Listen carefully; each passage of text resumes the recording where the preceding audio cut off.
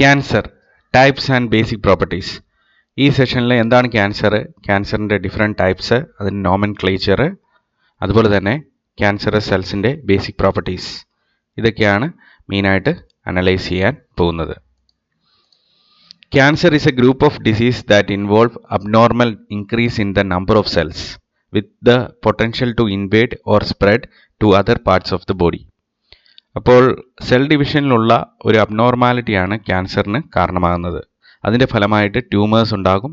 ആ tumours blood സ്ട്രീമിലൂടെ ശരീരത്തിൻ്റെ വിവിധ ഭാഗങ്ങളിലേക്ക് സ്പ്രെഡ് ചെയ്ത് അത് പലതരത്തിലുള്ള ഡിഫിക്കൽട്ടീസ് ഉണ്ടാക്കും.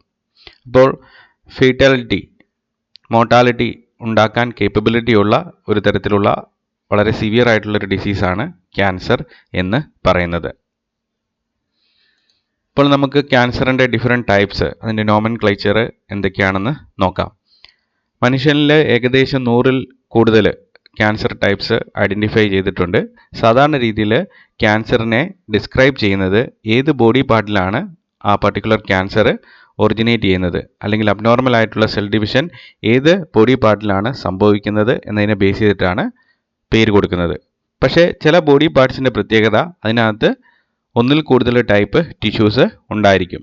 അപ്പോൾ പ്രിസിഷന് വേണ്ടിയിട്ട് ക്യാൻസർ അഡീഷണലായിട്ട് ക്ലാസിഫൈ ചെയ്തിരിക്കുന്നത് ഏത് തരത്തിലുള്ള സെൽസ് ആണ് ട്യൂമർ സെൽസ് ആയിട്ട് മാറുന്നത് എന്നതിനെ ബേസ് ചെയ്തിട്ടാണ്. അപ്പോൾ അതിനെ ബേസ് ചെയ്തിട്ട് ഫണ്ടമെൻ്റലായിട്ട് കുറേ ടൈപ്പ് ക്യാൻസേഴ്സ് ഉണ്ട്. ഫസ്റ്റ് കാറ്റഗറിയാണ് carcinoma. Cancers derived from epithelial cells. ഇപ്പോൾ വളരെ കോമൺ ആയിട്ടുള്ള ഒരു ക്യാൻസർ ടൈപ്പാണ് കാർസിനോമ എന്ന് പറയുന്നത്. ഓൾഡർ അഡൽട്സിൽ സാധാരണ വരുന്ന ക്യാൻസേഴ്സ് മിക്കവാറും ഈ കാർസിനോമ എന്ന് പറയുന്ന ടൈപ്പിലാണ് വരുന്നത്. ഇപ്പോൾ എല്ലാ തരത്തിലുള്ള ക്യാൻസറും, അതായത് breast cancer, prostate cancer, lung cancer, pancreas cancer, colon cancer, അതായത് ഈ കാറ്റഗറിയിൽ വരുന്ന എല്ലാ ക്യാൻസറും കാർസിനോമ എന്ന് പറയുന്ന കാറ്റഗറിയിലുള്ള മാലിഗ്നൻസിയാണ്. ഇനി അടുത്തതാണ് sarcoma. Cancers arising from connective tissue, അതായത് ബോൺ, കാർട്ടിലേജ്, ഫാറ്റ്, നെർവ് ഇതുപോലുള്ള കണക്റ്റീവ് ടിഷ്യൂയിലുള്ള മാലിഗ്നൻസിയാണ് സാർക്കോമ എന്ന് പറയുന്നത്. ഇനി അടുത്ത കാറ്റഗറിയാണ് ലിംഫോമ ആൻഡ് ലുക്കീമിയ. ലിംഫോസൈറ്റ്സിൽ ഉണ്ടാകുന്ന അൺകൺട്രോളബിൾ ഡിവിഷനാണ് ലിംഫോമ എന്ന് പറയുന്നത്. വളരെ സിവിയർ ആയിട്ടുള്ളൊരു ക്യാൻസർ ടൈപ്പാണ് ലിംഫോമ. പിന്നീടുള്ളതാണ് ലുക്കീമിയ. അത് വൈറ്റ് ബ്ലഡ് സെൽസിൻ്റെ അൺകൺട്രോളബിൾ ആയിട്ടുള്ള ഡിവിഷൻ്റെ ഫലമായിട്ടുണ്ടാകുന്ന ക്യാൻസറാണ് ലുക്കീമിയ. ഇനി അടുത്താണ് germ cell tumours. Cancers derived from pluripotent cells, അതായത് ടെസ്റ്റിക്കിൾസിലും ഓവറിയിലും കാണുന്ന പ്ലൂറിപൊട്ടൻറ്റ് സെൽസിൽ നിന്ന് ഉണ്ടാകുന്ന, അല്ലെങ്കിൽ അവയുടെ അൺകൺട്രോളബിൾ ആയിട്ടുള്ള ഡിവിഷൻ്റെ ഫലമായിട്ടുണ്ടാകുന്ന ക്യാൻസറാണ് ജെം സെൽ ട്യൂമേഴ്സ് എന്ന് പറയുന്നത്. രണ്ട് കാറ്റഗറിയാണ് വരുന്നത്. സെമിനോമ, അതായത് ടെസ്റ്റിക്കിൾസിലുള്ള പ്ലൂറിപൊട്ടൻറ്റ് സെൽസിൻ്റെ അൺകൺട്രോളബിൾ ഡിവിഷൻ്റെ ഫലമായിട്ടുണ്ടാകുന്ന ക്യാൻസറാണ് സെമിനോമ. അതുപോലെ തന്നെ ഓവറിയിലുള്ള പ്ലൂറിപൊട്ടൻറ്റ് സെൽസിൻ്റെ അൺകൺട്രോളബിൾ ഡിവിഷൻ്റെ ഫലമായിട്ടുണ്ടാകുന്നതാണ് ഡിസ്ജെർമിനോമ. ഇനി അടുത്തതാണ് blastoma. Cancers derived from immature precursor cells or embryonic tissue. അപ്പോൾ ഇത് സാധാരണ രീതിയിൽ കാണുന്നത് കുട്ടികളിലാണ്. It is more common in children than in older adults. അപ്പോൾ ഇതൊക്കെയാണ് basic types: carcinoma, sarcoma, lymphoma and leukaemia, germ cell tumours and ബ്ലാസ്റ്റോമ.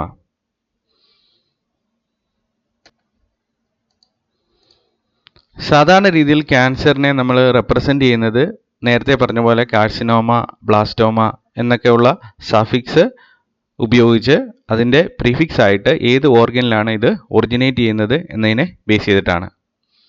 അപ്പോൾ ലിവറിലുള്ള epithelial സെൽസിൽ cancerous ആയിട്ടുള്ള ഗ്രോത്ത് ഉണ്ടാകുകയാണെങ്കിൽ, മാലിഗ്നൻസി ഉണ്ടാകുകയാണെങ്കിൽ അതിനെ റെപ്രസെൻ്റ് ചെയ്യുന്നത് ഹെപ്പാറ്റോ കാർസിനോമ എന്നാണ്. അതായത് ഇവിടെ ലിവർ എന്ന് പറയുന്ന ഓർഗനിൽ എപ്പിത്തീലിയൽ സെൽസ് അൺകൺട്രോളബിൾ ആയിട്ട് ഡിവൈഡ് ചെയ്ത് ആ ട്യൂമേഴ്സ് ഡെവലപ്പ് ചെയ്തിരിക്കുകയാണ്. അപ്പോൾ അതൊരു കാർസിനോമ എന്ന് പറയുന്ന കാറ്റഗറിയിലുള്ള ക്യാൻസറാണ്. ഉണ്ടാകുന്ന ഓർഗൻ ലിവറാണ്. അപ്പോൾ ഹെപ്പാറ്റിക് എന്ന് പറയുന്ന ആ പർട്ടിക്കുലർ പ്രീഫിക്സ് കാർസിനോമ എന്ന് പറയുന്ന സഫിക്സിൻ്റെ കൂടെ ഉപയോഗിക്കും. അങ്ങനെ ഇതിനെ ഹെപ്പാറ്റോ കാർസിനോമ എന്ന് നമ്മൾ റെപ്രസെൻ്റ് ചെയ്യും. ഇനി ചില ക്യാൻസറിനെ റെപ്രസെൻ്റ് ചെയ്യാൻ വേണ്ടിയിട്ട് സാധാരണ ഇംഗ്ലീഷിൽ ഉപയോഗിക്കുന്ന ഓർഗനെ റെപ്രസെൻ്റ് ചെയ്യുന്ന പേര് ഉപയോഗിക്കും. For example, ductal carcinoma of the breast, അതായത് ബ്രസ്റ്റ് ക്യാൻസർ എന്ന് പറയുന്ന കോമൺ ക്യാൻസർ ടൈപ്പ്, അതിനെ റെപ്രസെൻ്റ് ചെയ്യുന്ന ടെക്നിക്കൽ ടേമാണ് ductal carcinoma of the breast. അതായത് മാമറി ഗ്ലാൻസിലുള്ള ഡക്സിൽ ആണ് ഈ പർട്ടിക്കുലർ കാർസിനോമ ഒറിജിനേറ്റ് ചെയ്യുന്നത്. അപ്പോൾ അതിനെ ഡിഫൈൻ ചെയ്യാൻ വേണ്ടിയിട്ട് ഉപയോഗിക്കുന്ന ടേമാണ് ductal carcinoma of the breast. അപ്പോൾ ഈ പല രീതിയിൽ ക്യാൻസറിനെ നെയിം ചെയ്യും, അതിനെ ഡിഫൈൻ ചെയ്യും. അപ്പോൾ ഇതാണ് ക്യാൻസറിൻ്റെ നോമൻക്ലേച്ചർ അല്ലെങ്കിൽ ഡിഫറെൻറ്റ് ടൈപ്സ്. ഇനി നമുക്ക് ക്യാൻസർ സെൽസിൻ്റെ ബേസിക് പ്രോപ്പർട്ടീസ് എന്തൊക്കെയാണെന്നുള്ളത് ഒന്ന് അനലൈസ് ചെയ്യാം. ഇപ്പോൾ 1 by 1 ആയിട്ട് ഓരോന്നും ഡിസ്ക്രൈബ് ചെയ്യും. First one, self sufficiency. Cancer സെൽസിന് ഒരു സെൽഫ് സഫിഷ്യൻസി ഉണ്ടെന്നുള്ളതാണ്. അവയ്ക്ക് സ്വന്തമായിട്ട് ഡിവൈഡ് ചെയ്യാൻ വേണ്ടിയിട്ടുള്ള ഒരു പൊട്ടൻഷ്യൽ ഉണ്ട്. അപ്പോൾ സെൽ ഡിവിഷൻ എന്ന് പറയുന്നത് വളരെ പ്രോഗ്രാംഡ് ആയിട്ടുള്ള, റെഗുലേറ്റഡ് ആയിട്ടുള്ള ഒരു പ്രോസസ്സാണ്. അപ്പോൾ ഈ പ്രോഗ്രാമിന് അല്ലെങ്കിൽ റെഗുലേഷൻ പ്രോസസ്സിൽ അബ്നോർമാലിറ്റീസ് ഉണ്ടാകുമ്പോഴാണ് ക്യാൻസേഴ്സ് ഡെവലപ്പ് ചെയ്യുന്നത്.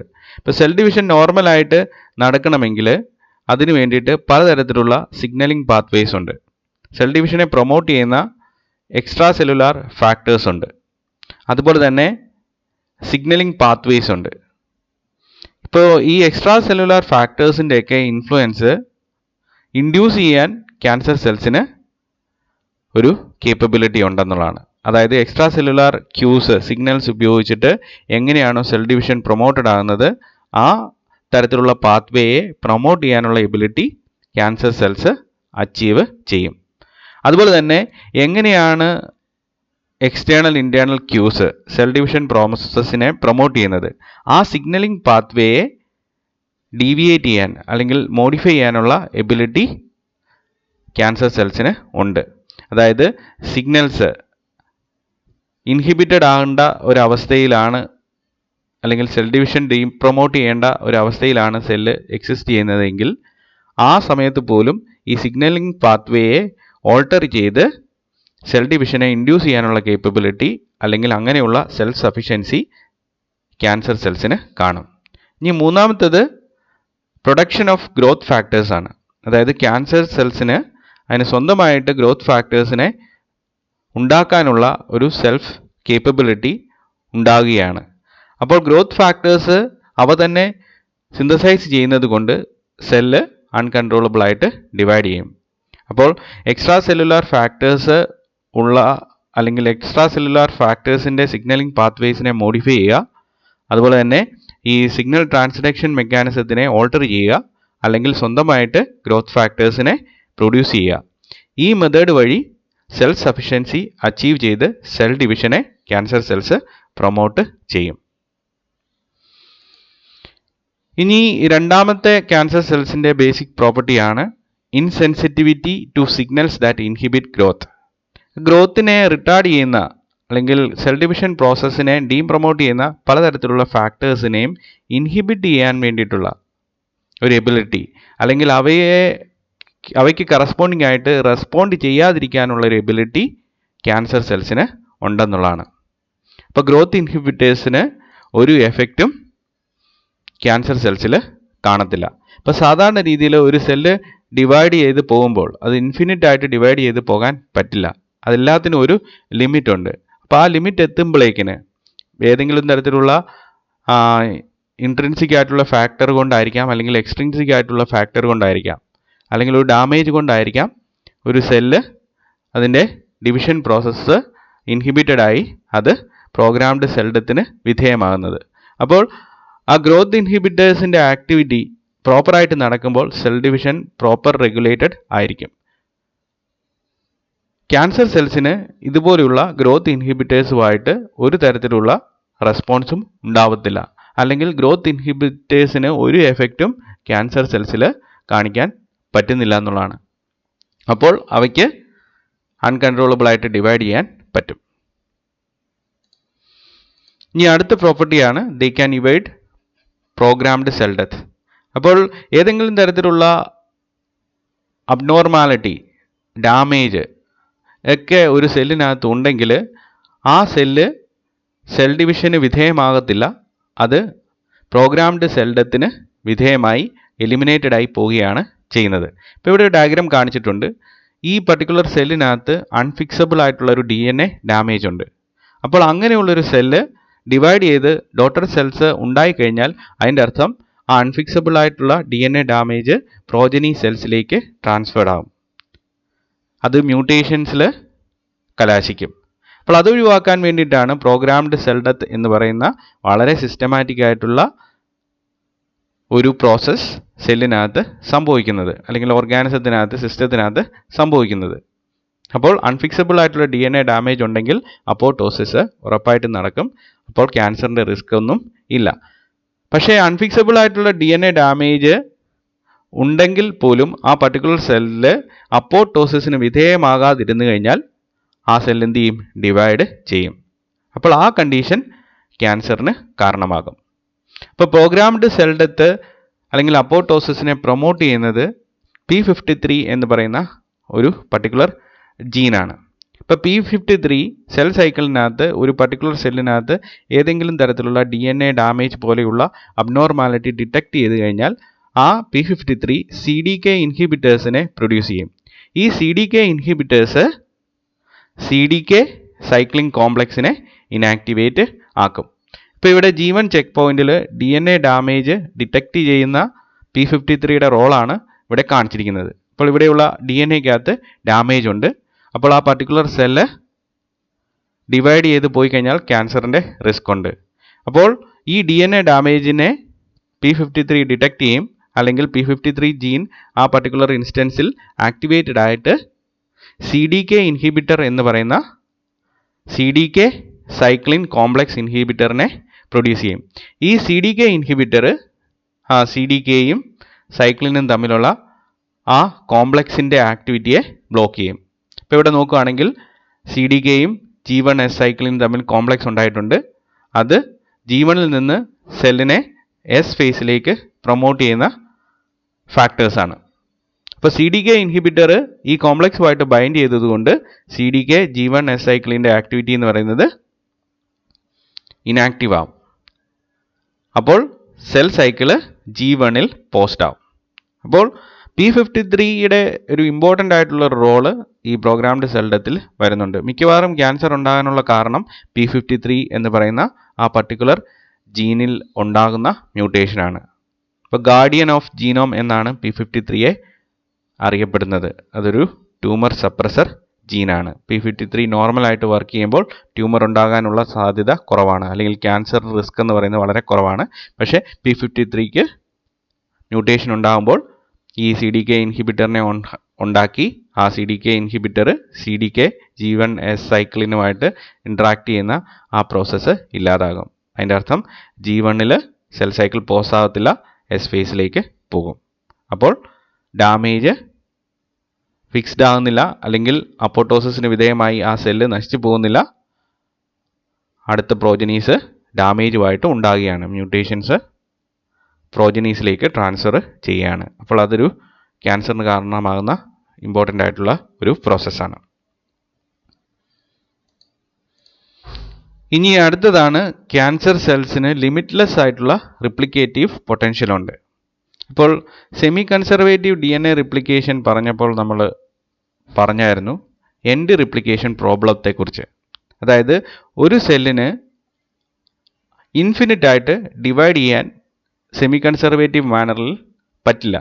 അതിനുള്ള കാരണം ഒരു സ്ട്രാൻഡിൽ ഉള്ള സിന്തസിസ് കണ്ടിന്യൂസ് സിന്തസിസും മറ്റേ സ്ട്രാൻഡിലുള്ള സിന്തസിസ് ഡിസ്കണ്ടിന്യൂസ് സിന്തസിസും ആകുന്നതുകൊണ്ടാണ്.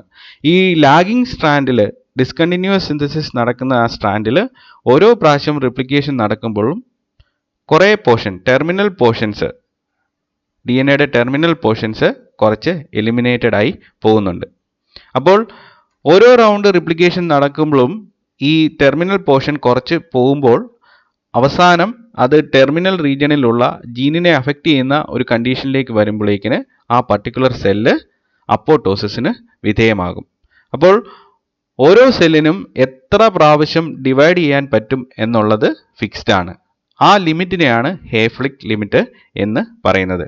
ഇപ്പോൾ സാധാരണ രീതിയിൽ 60-70 തവണയാണ് സാധാരണ രീതിയിൽ ഒരു സെല്ല് ഡിവൈഡ് ചെയ്യുന്നത്. അപ്പോൾ അതിനുശേഷം ആ ഹേഫ്ലിക് ലിമിറ്റിൽ അതെത്തി പിന്നീട് അതിന് ഡിവൈഡ് ചെയ്യാൻ പറ്റില്ല.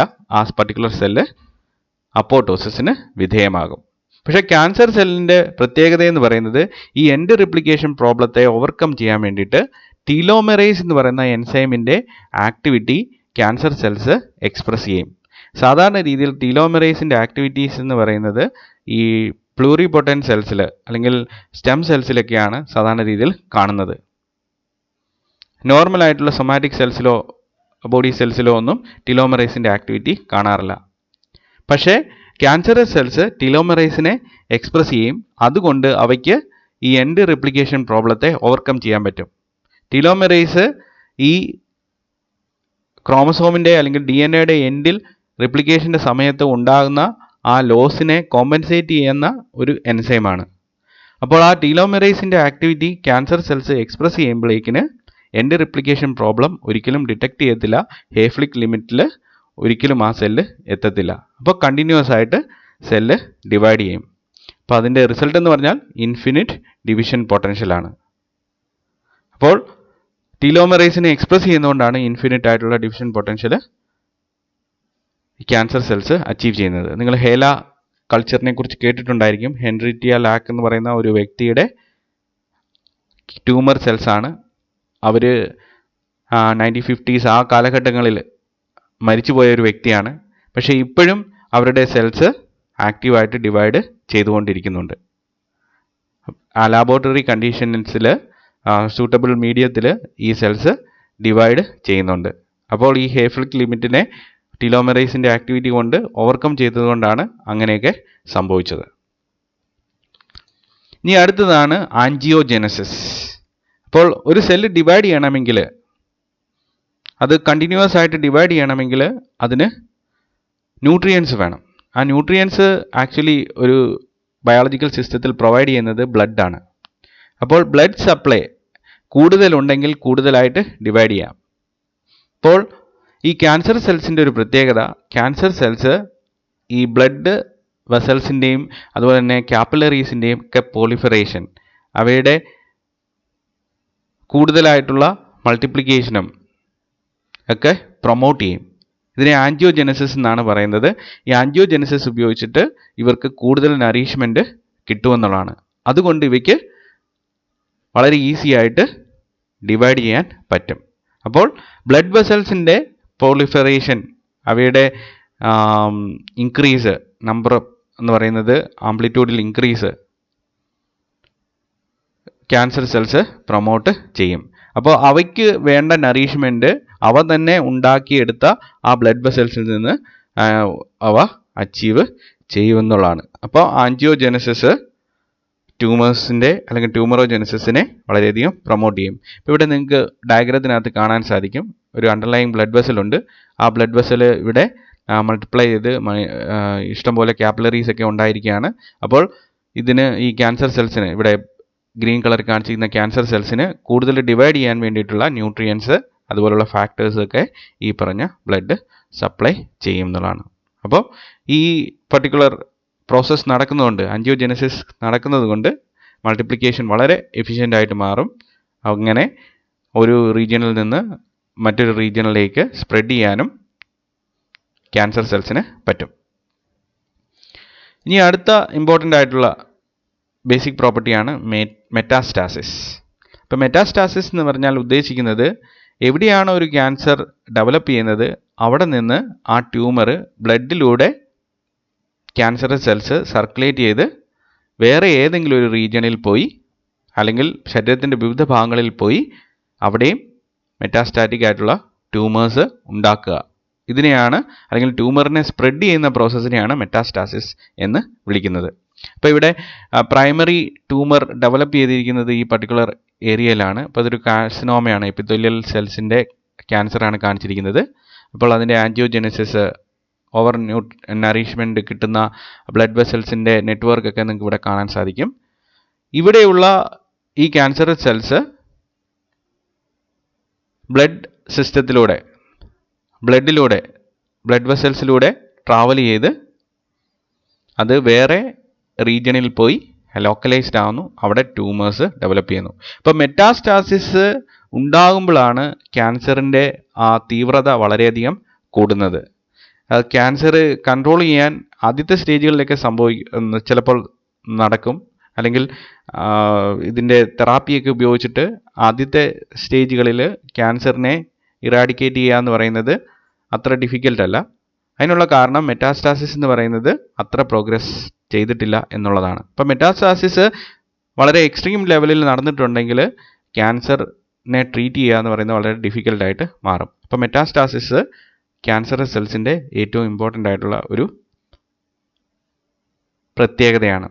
ഈ ക്യാൻസർ എന്ന് പറയുന്ന പേര് വരാനുള്ള കാരണം തന്നെ ക്രാബ് ഫീറ്റ് എന്നുള്ളതാണ് അതിനെ ആ ലിറ്ററൽ മീനിങ് എന്ന് പറയുന്നത്, ക്യാൻസർ എന്ന് പറയുന്നത്. അതായത് ക്രാബിൻ്റെ ഫീറ്റ് നിങ്ങൾക്ക് കാണുമ്പോൾ അറിയാം, അതിൻ്റെ ബോഡിയിൽ നിന്ന് വളരെ ലെങ്തി ആയിട്ട് എക്സ്റ്റെൻഡ് ചെയ്യും. അപ്പോൾ സ്പ്രെഡ് ചെയ്യാൻ കേപ്പബിലിറ്റി ഉള്ള ഒരു പർട്ടിക്കുലർ ഡിസീസ് ആയതുകൊണ്ടാണ് ഇതിന് ആ പേര് വന്നത്. അങ്ങനെ സ്പ്രെഡ് ചെയ്ത് ആ ക്രാബ് ഫീറ്റ് എക്സിസ്റ്റ് ചെയ്യുന്നത് കൊണ്ട്. അപ്പോൾ ഇതൊക്കെയാണ് ക്യാൻസറിൻ്റെ ബേസിക് പ്രോപ്പർട്ടീസ്. നമ്മളിവിടെ എന്താണ് ക്യാൻസർ, അതിൻ്റെ ക്ലാസിഫിക്കേഷൻ പറഞ്ഞു, ബേസിക് പ്രോപ്പർട്ടീസ് ഡിസ്കസ് ചെയ്തു. അപ്പോൾ മനസ്സിലാക്കിയെടുക്കുക.